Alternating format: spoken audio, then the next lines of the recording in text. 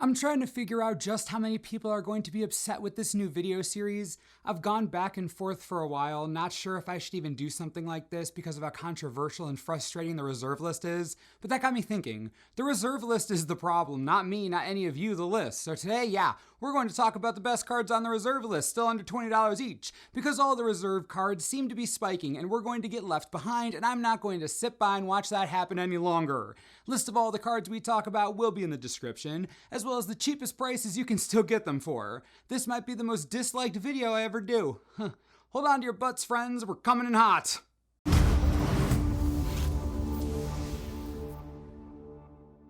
Starting us off is Rofellos, Llanowar, Emissary, 2 green mana for a 2/1 legendary elf druid that you can tap to add 1 green mana to your mana pool for each forest you control. Banned in Commander, rarely played in Legacy or Vintage, Rofellos is a stupidly popular casual card, and a card that many players feel a lot of nostalgia towards. Despite having such limited playability in constructed formats, the price has gone up recently by quite a lot, and copies are dwindling everywhere. Nearman copies specifically just gone. Look at that price jump in the last month. One of the most famous elves in all of Magic, it honestly doesn't matter that this can't be played in Commander. The casual scene goes nuts for him, players love him, and he's never getting printed ever again. If you want a copy of this legendary elf, now is your best chance to get it, just saying.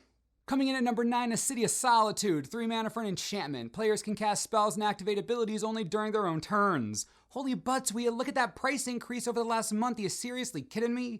Reserve list cards, my friends, just absurd. Now, City of Solitude is an amazing prison card. Removes all interaction from your opponents on your turn. Quite good in green-based commander decks that are looking to play a more fair game, let's say. They don't want disruption, removal, none of it. We're talking combo-style decks like Prosh, pure aggro like Xenagos, or weird synergies like the Gitrog monster. City of Solitude has flown under the radar of the reserve list spikes for some time, but clearly that time is up as players are remembering that green prison cards are actually pretty friggin' decent. Moving right along, Anvil of Bogardan takes the number 8 spot, 2 mana for an artifact. Players have no maximum hand size. At the beginning of each player's draw step, that player draws an additional card, then discards a card. Recently made popular by Leovold in Commander, the Anvil has found previous success in EDH strategies like Nath of the Guiltleaf, Nekasar, and more mill hilarity and Kami of the Crescent Moon. Maximizing card draw as a weapon isn't on that many cards in all of Magic, at least not efficiently, and Anvil of Bogardan has that efficiency. It can slot into anything. The versatility alone makes it powerful, and considering the fact that it's around $13 right now, seems like a good time to grab one if you ever want to play any mass card draw Commander decks. Another reserve list card that will go the way of everything else eventually. It's the more you know. Busting the door down at number 7, we have Opalescence. I love this card. 2 of anything and 2 white for an enchantment. Each other non-or enchantment is a creature in addition to its other types, and has base power and base toughness each equal to its converted mana cost. Opalescence was actually played for a small amount of time in Legacy, but its main battleground is Commander, of course. Turning your enchantments into beat sticks, hard to say no to that, especially, if you're running an Enchantress or Pillow Fort strategy. I almost put this in Angus Mackenzie, but resisted. We're talking Kineos and Tyro, we're talking Hanaship's Navigator, Kyrametra, Zur the Enchanter. There are plenty of enchantment-based decks out there that could use something like Opalescence. I'm surprised more players don't know about this card yet, but hovering around $15 right now, that's a dang good price for how strong this is in enchantment strategies. It's a good time to grab them while you can. Number 6 probably wouldn't be on this list at all if Commander 2017 didn't release a bomb wizard tribal deck. Ertai Wizard Adept, 3 mana for a 1/1 legendary creature human wizard. You can pay 2 of anything, 2 blue, and tap him to counter target spell. Now, plenty of us know who Ertai is. He's a huge character in Magic lore, and memorable to many players from way back when, so his nostalgia factor is already quite high. Add in the fact that Wizards is now a heavily supported tribe in Commander, and you have a price spike just waiting to happen. He bumped up a little bit when Commander 2017 released, but has remained steady since then, which I consider to be a miracle. If you're looking to build Wizards and you want a counterspell on a stick, this is probably the time to get him. He's barely above $12 right now for Nearman copies. Go, just get him if you want to play Wizards. Just run. What are you doing? Go right now.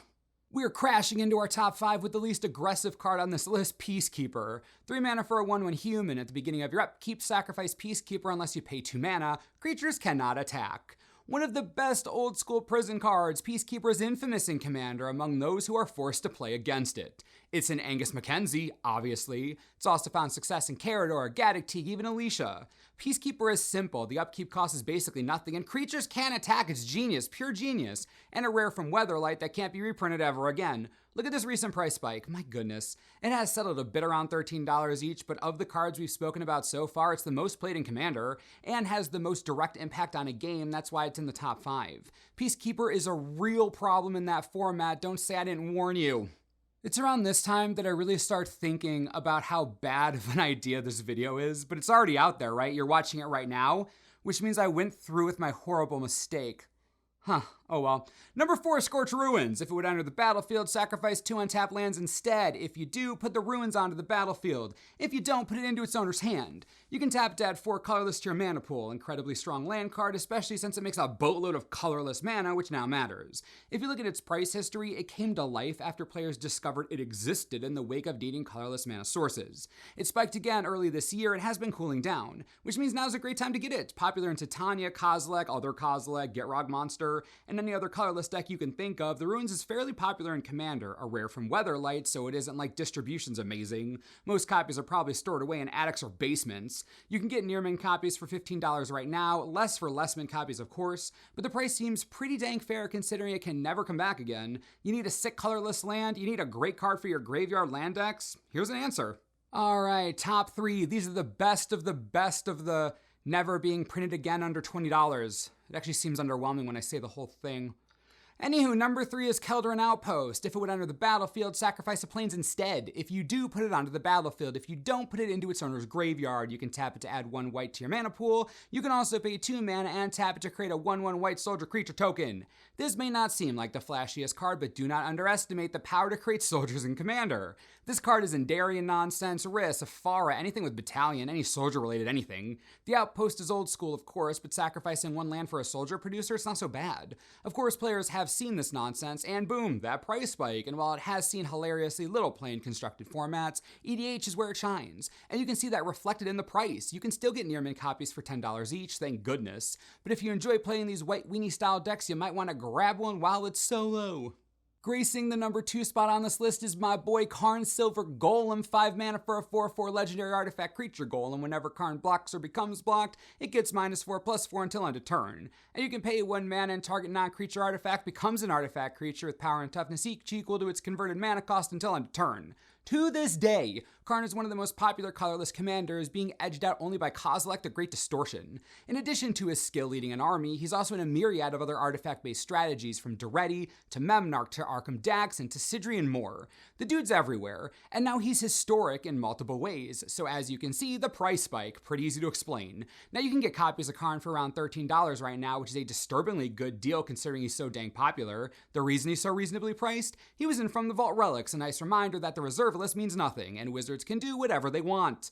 That's keeping Karn's price somewhat reasonable, but it won't last forever. So if there's a chance you're going to want him for Commander or casual play, you should probably get one now. I think this price is as fair as it's going to be for a long time, maybe ever. Sorry.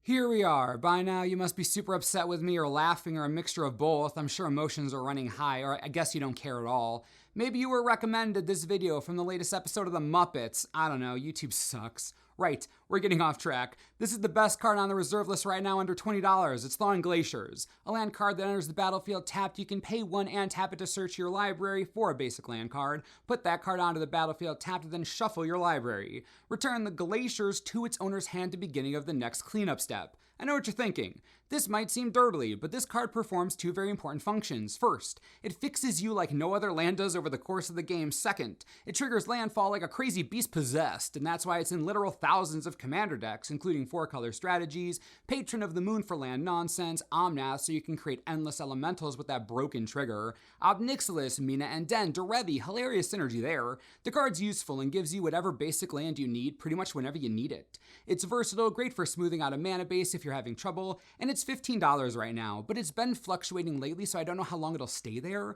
There is a DCI promo, but that isn't going to stop the price for long or at all, to be honest. It's quite popular, strong card. Again, it's the more you know.